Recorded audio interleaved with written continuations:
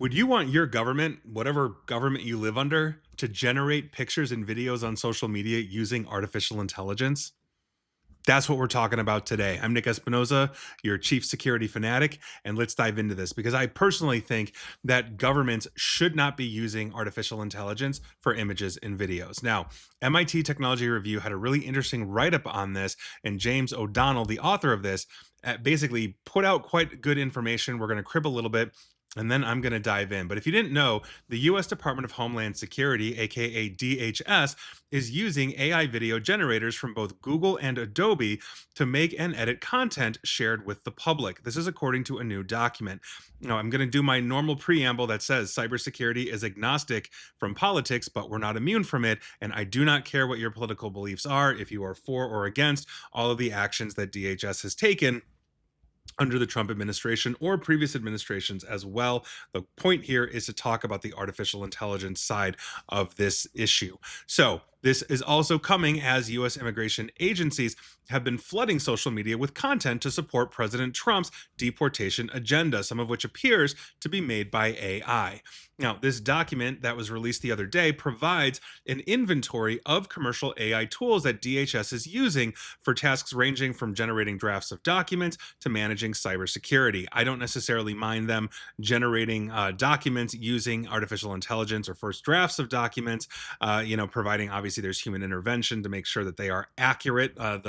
Basically the UK just got in trouble for that. And on the cybersecurity side, I would hope that there are qualified cybersecurity professionals reviewing what the AI thinks it should be doing. Now, in the section on this document, basically about, quote, editing images, videos, or other public affairs materials using AI, end quote, it reveals for the first time that DHS is using Google's Veo 3 image generator and Adobe Firefly. And it's estimated that the agency has somewhere between 100 to 1,000 licenses for these particular tools. It also disclosed that DHS uses Microsoft Copilot Chat for generating first drafts of documents, summarizing long reports, and they're also using Poolside, essentially that's software for coding tasks on top of the tools from other companies as well. But again, we're only focusing on image and video generation for social media. That's my big issue here. Now, the news also provides details about how agencies like ICE, that is Immigrations and Customs Enforcement, which is part of DHS, might be creating the large amounts of content that they've shared on X and other social media platforms and channels and all of that as immigration operations have expanded around the United States. We've seen them in Chicago, Los Angeles, New York, obviously most recently in Minnesota, recently expanded into Portland, Maine, and some other places as well. Some of this content, particularly videos, has the appearance of being AI generated, but it hasn't been clear until now what AI models the agency might be using. And this marks the first concrete evidence that such generators are being used by DHS to create content shared with the public. And this is essentially a social media era. We have seen just an enormous amount of this kind of stuff coming from DHS and other government agencies as well. And so there's a lot more to that article from MIT Technology Review. I thought it was a great write up, but I want to dive into this because personally, I don't think any agency of any government, it could be the federal dog catching agency, should be using AI for pictures or videos, for their social media presence. And I've been thinking about this a lot today after I read this article this morning. And quite frankly, here are my concerns with this. I mean, first things first, government communications have historically derived their authority, but also their authenticity, right? They have derived that authority from the authenticity and accountability. It's not been the creativity of the government. Right? What we need is accurate information. AI generated visuals are blurring the line between the official record that they should be putting out, whether it's on social media or even on paper, and that fake and synthetic content that we are just seeing absolutely explode inside and outside of the government. That is literally undermining public confidence in what we are seeing or what they are putting out. Even benign AI imagery can be interpreted as tantamount to state sanctioned manipulation. I mean, think about that. That's one of the thoughts that I had in my head is like, this feels like state sanctioned manipulation because an AI generated image is something you tell the AI to create. It's not what actually happened in time. And as we've seen these protests and raids and like all this kind of stuff, again, I'm not getting political here. If they are putting out AI content that looks like something like that, but it's one thing or the other, or they're even cleaning up images, of let's say a bad event or something, then yes, it's going to undermine public confidence, especially if we're talking about times like elections, just various crises that, governments tend to go through, civil unrest. All these things start to really become undermined because the information that are putting out isn't necessarily real, right? Once trust is lost, it's nearly impossible to restore. And that's regardless of intent.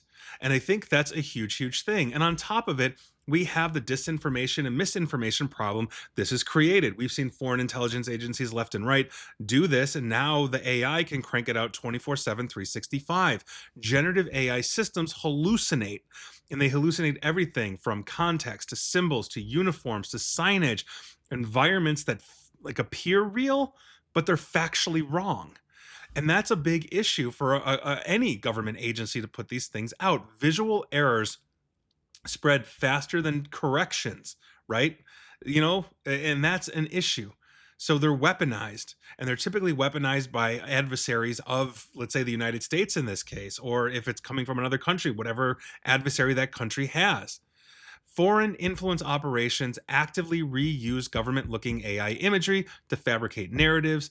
They create plausible deniability, all these different kinds of things as well. And government originated synthetic media also, in my opinion, lowers the bar for copycats, for bad actors.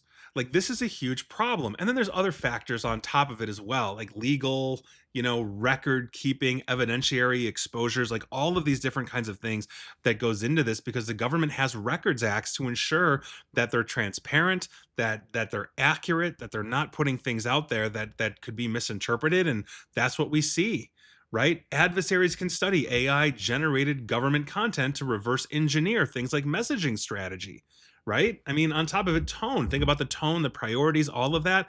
It'd be very easy to replicate this stuff and make it look like it's coming out of DHS because we can use the same AI image generators they can, right?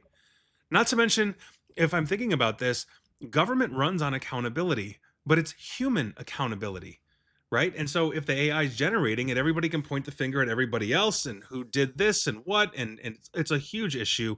And so if I'm thinking about it from a risk situation, I'm thinking about it from a crisis situation or risk crisis, right? Because AI generated visual mistakes could be mistaken for real world conditions. That can cause a panic, right? Or it might cause complacency, all of these different kinds of things. This just destroys trust. And whether you trust, let's say, the DHS and the Trump administration, all that, or you don't, again, that's your business, not mine. The point is that if they're putting stuff out that you trust, you're going to trust it. You're going to think it's real. And when they do start putting out things that are actually real, like let's say it's, I don't know, the ratio, one real to five AI generated or vice versa. But when that one real image comes out or video comes out, those that distrust will simply say it's AI as well. We are eroding confidence in ourselves. We are eroding trust in ourselves by default by being on social media. But when the government gets involved and does the same thing, it's so hard to draw. It's so hard to claw back. It's so hard to change this. This is not good. And I think we need to stop. And I think there needs to be laws around having a government, or rather allowing the government to use AI to generate videos and images that people are going to look at and believe. That's not good. And I think that's of deep, deep concern. And again, I don't care what government is doing this. This is just not good. And that is your unfortunate news of the day. And please like, share, follow me here on Facebook and Twitter at NickAESP, where I'm not AI generated, but I will talk about them. And please feel free to subscribe to me wherever you can. And as always, stay safe, stay online, and please, please, please, everyone stay private, informed, and secure. Take care.